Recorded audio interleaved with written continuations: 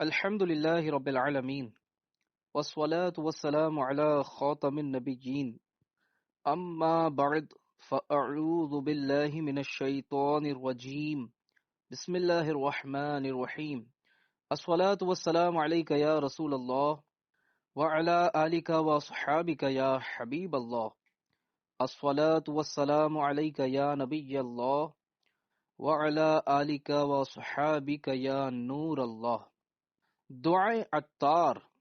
یا رب المصطفیٰ، جو کوئی 17 صفحات کا رسالہ حور افضل یا جنتی عورتیں پڑھ یا سن لے، اسے خوب نیکیاں کرنے، گناہوں سے بچنے اور نیکی کی دعوت عام کرنے کی توفیق عطا فرما، اور اس کو بے حساب جنت میں داخلہ عنایت فرما. آمین بجاہ خاتم النبیین صلی اللہ علیہ وآلہ وسلم. درود شریف کی فضیلت. حضرت عبد الرحمن بن عوف رضی اللہ عنہ سے مروی ہے کہ نبی پاک صلی اللہ علیہ وآلہ وسلم ایک مرتبہ باہر تشریف لائے تو میں بھی پیچھے ہو لیا. آپ صلی اللہ علیہ وآلہ وسلم ایک باغ میں داخل ہوئے اور سجدے میں تشریف لے گئے. آپ نے سجدہ اتنا طویل کر دیا کہ مجھے اندیشہ ہوا کہیں اللہ پاک نے روح مبارک قبض نہ فرما لی ہو. چنانچہ میں قریب ہو کر بغور دیکھنے لگا. جب سر اقدس اٹھایا تو فرمایا، اے عبد الرحمن، کیا ہوا؟ میں نے اپنا خدشہ ظاہر کر دیا تو فرمایا، جبریل امین نے مجھ سے کہا، کیا آپ صلی اللہ علیہ وآلہ وسلم کو یہ بات خوش نہیں کرتی کہ اللہ پاک فرماتا ہے کہ جو تم پر درود پاک پڑھے گا میں اس پر رحمت نازل فرماؤں گا، اور جو تم پر سلام بھیجے گا میں اس پر سلامتی اتاروں گا. زمانے والے ستائیں درود پاک پڑھو، جہاں کے غم جو رلائیں درود پاک پڑھو. صلو علی الحبیب صلی اللہ علی محمد. حضرت ابن عباس رضی اللہ عنہما نیکی کی دعوت دیتے ہوئے گناہوں سے ڈرانے کے لیے ارشاد فرماتے ہیں، اے گناہ کرنے والے، تو برے خاتمے سے بے خوف نہ ہو، اور جب تو کوئی گناہ کر لے تو اس کے بعد اس سے بڑا گناہ نہ کر. تیرا دائیں بائیں جانب کے فرشتوں سے حیا میں کمی کرنا اس گناہ سے بڑا گناہ ہے جو تو نے کیا، اور تیرا گناہ کر لینے پر خوش ہونا اس سے بھی بڑا گناہ ہے. حالانکہ تو نہیں جانتا کہ اللہ پاک تیرے ساتھ کیا سلوک فرمانے والا ہے، اور تیرا کسی گناہ کے چھوٹنے پر غمگین ہو جانا اس سے بھی بڑا گناہ ہے. اور تو کس قدر نادان ہے کہ چھپ کر گناہ یا بدکاری کرتے ہوئے تیز ہوا سے دروازے کا پردہ اٹھ جائے تو ڈر جاتا ہے، مگر تیرا دل اس بات سے نہیں ڈرتا کہ اللہ پاک تجھے دیکھ رہا ہے. تیرا خدا سے نہ ڈرنے کا یہ عمل اس سے بھی بڑا گناہ ہے.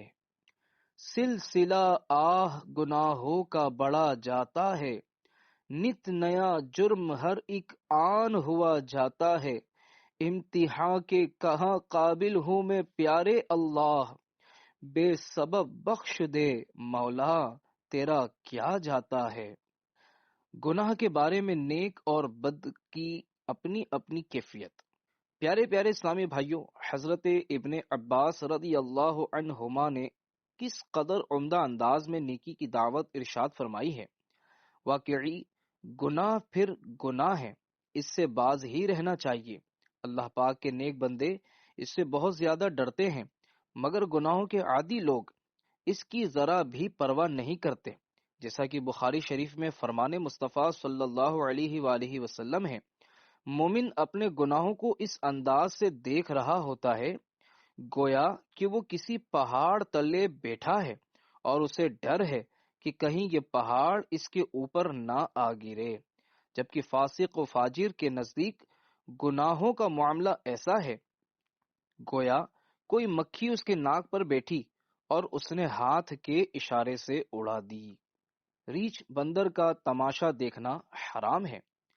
پیارے پیارے اسلامی بھائیوں، حضرت ابن عباس رضی اللہ عنہما کی نیکی کی دعوت میں گناہ کرنے سے رہ جانے پر غمگین ہونے کے متعلق بھی ذکر ہے. اس ضمن میں دعوت اسلامی کے مکتبۃ المدینہ کی کتاب ملفوظات اعلی حضرت 561 صفحات، صفحہ نمبر پیج نمبر 286 پر دیے ہوئے عبرت کے مدنی پھول سماعت فرمائیے۔ چنانچہ میرے آقا اعلی حضرت امام اہل سنت مولانا شاہ امام احمد رضا خان رحمت اللہ علیہ فرماتے ہیں، ناجائز بات کا تماشا دیکھنا بھی ناجائز ہے، بندر نچانا حرام ہے، اس کا تماشا دیکھنا بھی حرام ہے۔ در مختار و حاشیہ علامہ طحطاوی میں اس مسائل کی تصریح یعنی واضح بیان ہے۔ آج کل لوگ ان احکام سے غافل ہیں۔ متقی لوگ جن کو شریعت کی احتیاط ہے، نا واقفی سے ریچھ یا بندر کا تماشا یا مرغوں کی پالی یعنی ترکیب سے کروائی جانے والی مرغوں کی لڑائی دیکھتے ہیں اور نہیں جانتے کہ اس سے گناہ گار ہوتے ہیں۔ حدیث میں ارشاد ہے کہ اگر کوئی مجمع خیر کا ہو اور وہ نہ جانے پایا اور خبر ملنے پر اس نے افسوس کیا تو اتنا ہی ثواب ملے گا جتنا حاضرین کو، اور اگر مجمع شر یعنی برائی کا مجمع مثلا میوزیکل پروگرام ہو، اس نے اپنے نہ جانے پر افسوس کیا تو جو گناہ ان حاضرین پر ہوگا وہ اس پر بھی ہوگا۔ مولا مجھ کو نیک بنا دے، اپنی الفت دل میں بسا دے، بحر صفا و بحر مروا، یا اللہ میری جھولی بھر دے۔ لوگوں کے سامنے نیک بننے والے کی قبر کا احوال۔ حضرت ابراہیم تیمی رحمت اللہ علیہ اخلاص کے متعلق نیکی کی دعوت دیتے ہوئے ارشاد فرماتے ہیں، میں موت اور اپنے مٹ جانے کو یاد کرنے کے لیے کثرت سے قبرستان آتا جاتا تھا۔ ایک رات قبرستان میں مجھے نیند نے گھیر لیا اور میں نے خواب میں دیکھا کہ ایک قبر پھٹی اور آواز آئی، یہ زنجیر پکڑو اور اس کے منہ میں داخل کر کے اس کی پچھلی شرمگاہ سے نکالو۔ تو وہ مردہ گھبرا کر کہنے لگا، یا رب کریم، کیا میں قرآن نہیں پڑھا کرتا تھا؟ کیا میں بیت اللہ کا حج نہیں کرتا تھا؟ اس طرح یکے بعد دیگرے وہ اپنی نیکیاں گنوانے لگا۔ تو پھر آواز گونج اٹھی، بے شک تو لوگوں کے سامنے تو یہ اعمال کرتا تھا، مگر جب تنہائی میں ہوتا تو نافرمانیوں کے ذریعے مجھ سے اعلان جنگ کرتا اور مجھ سے نہیں ڈرتا تھا۔ میرا ہر عمل بس تیرے واسطے ہو، کر اخلاص ایسا عطا یا الہی۔ آمین۔ پیارے پیارے اسلامی بھائیوں، لرز اٹھیے، گھبرا کر توبہ کر لیجیے۔ یہاں وہ نیک نمازی اور بظاہر سنتوں کے عادی اسلامی بھائی بھی عبرت حاصل کریں، جو سب کے سامنے محض دکھاوے کے لیے فرض تو فرض نفل بھی ادا کرتے ہیں، مگر تنہائی میں عمل سے غفلت برتتے ہیں۔ نیک نظر آنے کے لیے عوام میں تو خوب حسن اخلاق کے پیکر بنتے، ہر ایک کو احترام سے جھک کر سلام کرتے اور جی جناب سے مخاطب ہوتے ہیں، مگر گھر میں شیر ببر کی طرح دھاڑتے، خوب تو تکار اور دل آزار گفتگو کرتے، بلکہ مار دھاڑ تک سے بھی نہیں چکتے ہیں۔ چھپ کے لوگوں سے کیے جس کے گناہ، وہ خبردار ہے کیا ہونا ہے۔ شرح کلام رضا سماعت فرمائیے۔ اس شعر میں اعلی حضرت رحمت اللہ علیہ نیکی کی دعوت دیتے ہوئے فرماتے ہیں، اے گناہ کرنے والے، تو نے لوگوں سے تو اپنے گناہ چھپا لیے، مگر یہ بھول گیا کہ جس پروردگار کی نافرمانیاں کی ہیں وہ تیرے ان کارناموں سے واقف ہے۔ آہ، اب محشر میں تیرا کیا ہوگا؟ دکھاوے کے اعمال سے توبہ کر لیجیے، اللہ پاک توبہ قبول کرنے والا مہربان ہے۔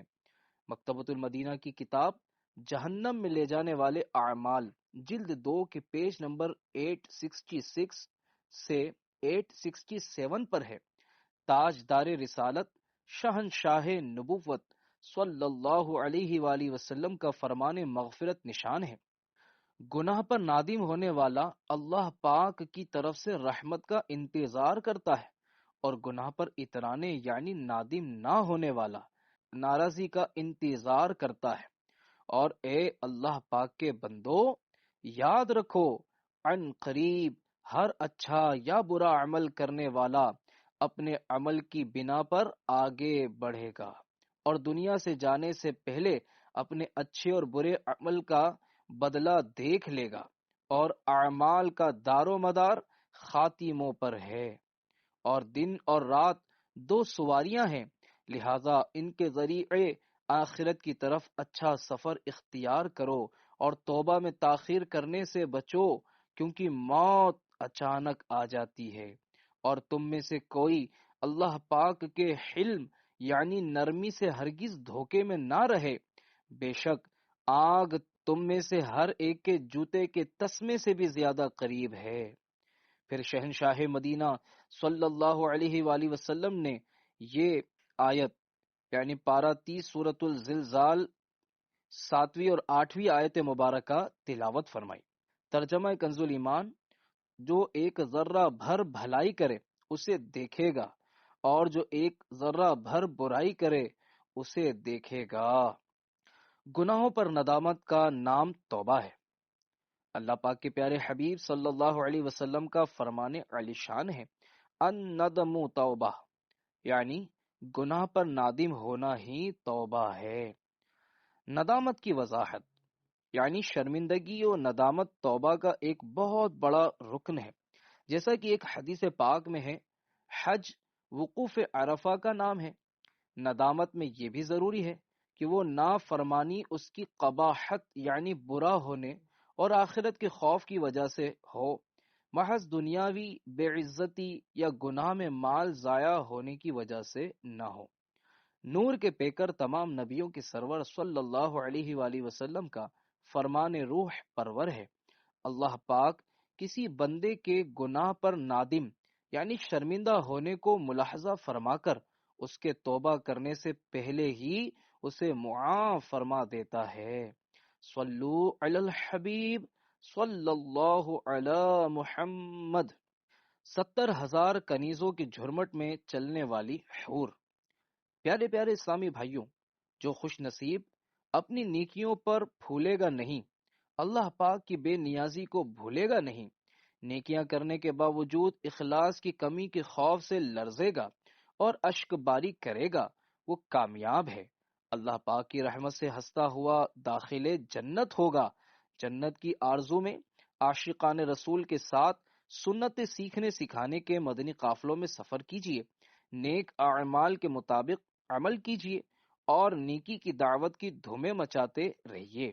نیکی کی دعوت دینے والوں کی بھی کیا خوب شان ہے کہ جنت کی عظیم الشان حور اس کی منتظر ہے۔ حضرت امام ابو حامد محمد بن محمد غزالی رحمت اللہ علیہ نقل کرتے ہیں، حضرت ابو ہریرہ رضی اللہ عنہ فرماتے ہیں، جنت میں ایک حور جسے آئینہ کہا جاتا ہے، جب وہ چلتی ہے تو اس کی دائیں بائیں طرف 70,000 کنیزیں چلتی ہیں۔ وہ حور کہتی ہے، نیکی کا حکم دینے والے اور برائی سے روکنے والے کہاں ہیں؟ حوروں کے متعلق 3 فرامین مصطفیٰ۔ پیارے پیارے اسلامی بھائیوں، مرحبا! نیکی کی دعوت دینے والوں کا رتبہ کتنا بلند و بالا ہے کہ آئینہ جیسی عظیم الشان حور جنت میں اس کی منتظر ہے۔ حور بھی اللہ پاک کی کیا خوب مخلوق ہے۔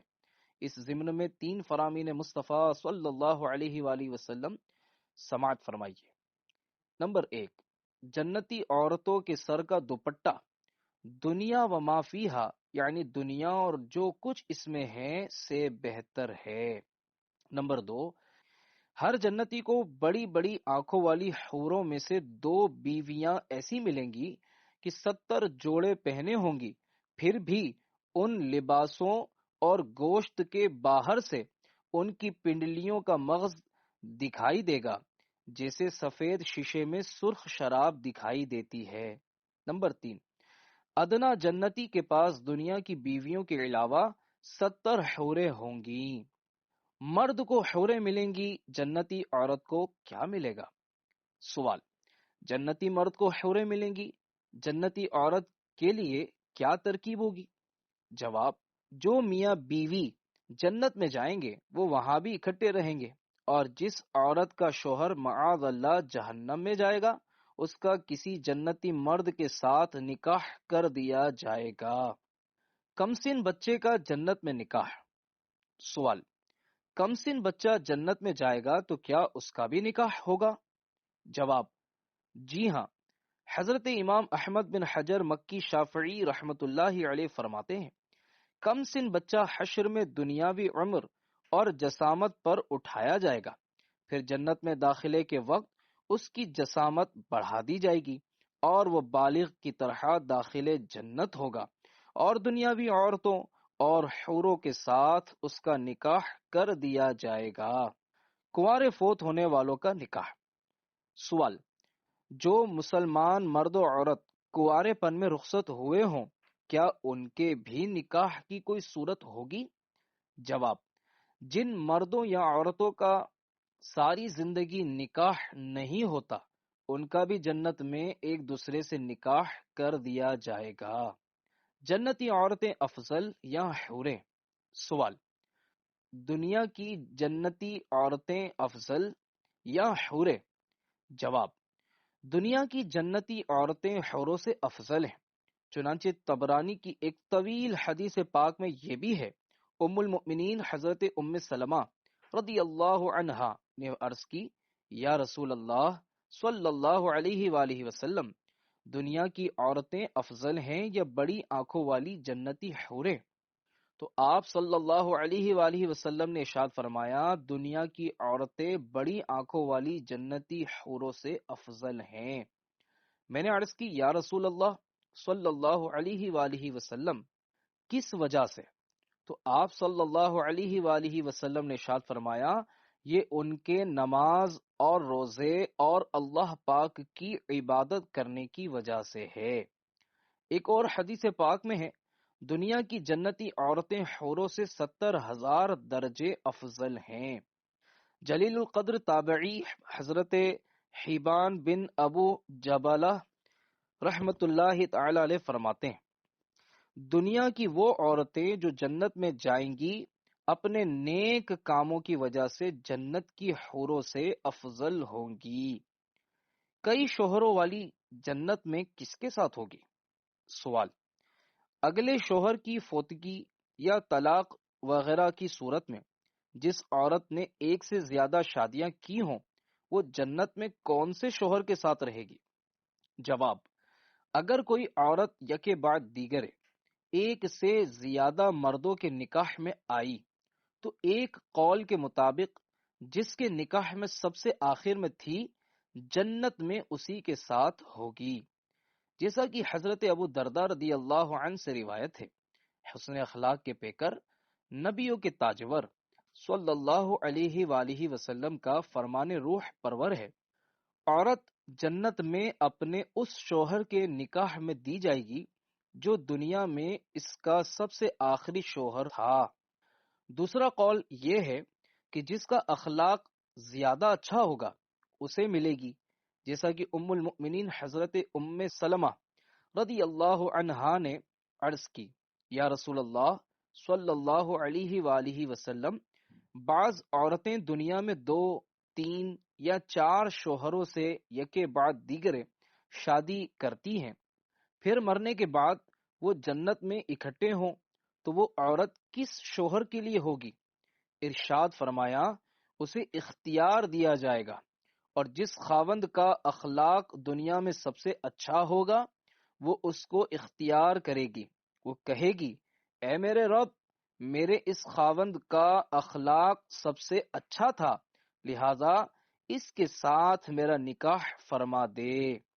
ان دونوں احادیث و اقوال میں کوئی تعارض یعنی ٹکراؤ نہیں، جیسا کہ حضرت امام احمد بن حجر مکی شافعی رحمت اللہ علیہ فرماتے ہیں، جس عورت نے یکے بعد دیگرے کئی نکاح کیے ہوں، ایک صورت یہ ہے کہ ہر شوہر نے اس کو طلاق دے دیا ہو اور جب وہ فوت ہوئی تو کسی کے نکاح میں نہ تھی تو صرف اسی حالت میں اس کو اختیار دیا جائے گا، اور جس خاوند کا اخلاق دنیا میں سب سے اچھا ہوگا اسے ملے گی، جیسا کہ حضرت ام سلمہ رضی اللہ عنہا کی حدیث میں مذکور ہے۔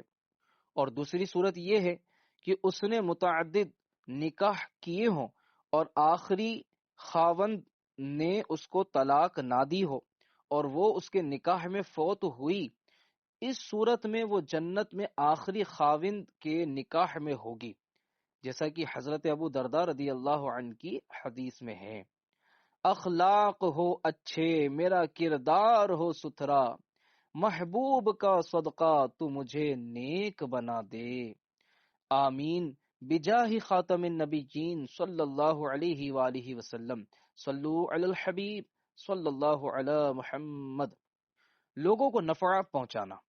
حضرت جابر رضی اللہ عنہ سے روایت ہے، سلطان مکہ مکرمہ صلی اللہ علیہ وآلہ وسلم کا فرمان ہے، مومن سے الفت کی جاتی ہے اور اس شخص میں کوئی بھلائی نہیں جو نہ کسی سے الفت یعنی محبت رکھے اور نہ اس سے الفت کی جائے، اور لوگوں میں سے بہتر وہ ہے جو لوگوں کو نفع پہنچائے۔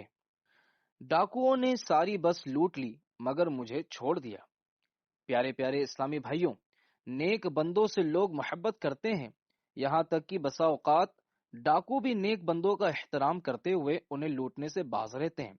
چنانچہ داڑھی زلفوں سے مزین، سنت بھرے لباس میں ملبوس، با امامہ رہنے والے ایک مبلغ دعوت اسلامی، جو کہ نیک اعمال کے عامل ہونے کے ساتھ ساتھ تنظیمی طور پر اس کے ذمہ دار بھی ہیں، ان کا کچھ اس طرح بیان ہے کہ ایک بار میں جیب میں کافی رقم لیے ایک شہر سے گزر رہا تھا، بس میں سوار تھا، بس ابھی بمشکل آدھا گھنٹہ چلی ہوگی کہ اچانک مختلف نشستوں سے 4-5 افراد ایک دم اسلحہ تان کر کھڑے ہو گئے۔ ان میں جو سب سے قد آور تھا اس نے لپک کر ڈرائیور کو ایک زوردار تماچا جڑ دیا اور اسے دھکیل کر ڈرائیونگ سیٹ پر قابض ہو گیا۔ بس ایک کچے راستے میں اتار دی گئی۔ اب ڈاکوؤں نے چلتی بس میں ہر ایک کی جامع تلاشی لینی اور لوٹنا شروع کر دیا۔ بس میں شدید خوف و ہراس تھا، میں بھی ایک دم سہما ہوا تھا۔ میری اگلی نشست پر مضبوط قد و قامت کے نوجوان بیٹھے تھے اور مجھے اندیشہ تھا کہ کہیں ایسا نہ ہو کہ یہ ڈاکوؤں کے خلاف مزاحمت کریں اور وہ گولی چلا دیں۔ بہرحال میں نے احتیاطاً تجدید ایمان کرنے کے بعد آنکھیں بند کر لی۔ میرے برابر جو صاحب بیٹھے ہوئے تھے، ایک ڈاکو نے ان کی تلاشی لی اور جو ہاتھ آیا چھین لیا، مگر مجھے ہاتھ نہ لگایا۔ دوسرا ڈاکو آیا، اس نے بھی انہی صاحب کی تلاشی لی، مزید ان کی کسی جیب سے 100 روپے کا نوٹ برآمد ہوا، وہ بھی لوٹ لیا اور مجھے چھیڑے بغیر جانے لگا۔ تیسرے ڈاکو نے میری طرف اشارہ کر کے آواز دی، مولانا صاحب کو مت لوٹنا۔ یہ دیکھ کر میرے پیچھے بیٹھے ہوئے کسی پیسنجر نے موقع پا کر اپنی رقم کی گڈی میری پیٹ کی طرف کرتے کے اندر سرکا دی۔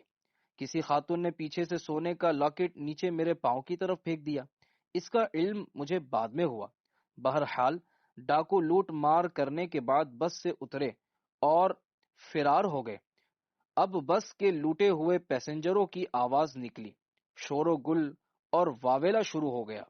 کسی نے میری طرف اشارہ کر کے چلا کر کہا، اس مولانا کو پکڑ لو، یہ ڈاکوؤں کا آدمی معلوم ہوتا ہے، کیونکہ سب کو لوٹا، اس کو نہیں لوٹا۔ میں ڈر گیا کہ اب گئے، یہ لوگ کہیں مجھے توڑ پھوڑ نہ ڈالیں۔ یکایک غیبی مدد آئی کہ انہی مسافروں میں سے کسی نے کچھ اس طرح کہا، نہیں نہیں بھائیوں، یہ شریف آدمی ہے، اس کا لباس اور چہرہ نہیں دیکھتے، بس اس کی نیکی آڑے آ گئی اور یہ بچ گیا، ہم لوگ گناہ گار ہیں، ہمیں گناہوں کی سزا ملی ہے۔ ان اسلامی بھائی کا مزید بیان ہے، الحمدللہ پہلے ڈاکوؤں سے حفاظت ہوئی اور بعد میں لوٹے ہوئے مسافروں کی طرف سے آنے والی شامت دور ہوئی۔ یہ دعوت اسلامی کے دینی ماحول کی برکت کی مدنی بہار ہے کہ میں داڑھی زلفوں اور امامہ شریف کا تاج سجائے سنت و بھرے لباس میں ملبوس رہتا ہوں، ورنہ مجھے بھی شاید بے دردی سے لوٹ لیا جاتا۔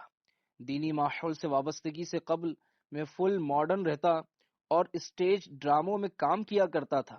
اللہ پاک و رسول صلی اللہ علیہ وآلہ وسلم کا کرم ہوا کہ مجھ گناہ گار کو دعوت اسلامی نے توبہ کا راستہ دکھایا، نمازی بنایا، سنتوں کا رنگ چڑھایا، حضور غوث پاک رحمت اللہ علیہ کے سلسلے میں مرید بننے کا شرف دلایا، نیک بننے کے نسخے یعنی نیک اعمال کا عامل اور اپنے پیر صاحب کی طرف سے ملنے والے شجرہ قادریہ رضویہ کے کچھ نہ کچھ اوراد پڑھنے والا بنایا، جس میں ایک ورد یہ بھی ہے: بسم اللہ علی دینی، بسم اللہ علی نفسی و ولدی و اہلی و مالی، یعنی اللہ پاک کے نام کی برکت سے میرے دین، جان، اولاد اور اہل و مال کی حفاظت ہو۔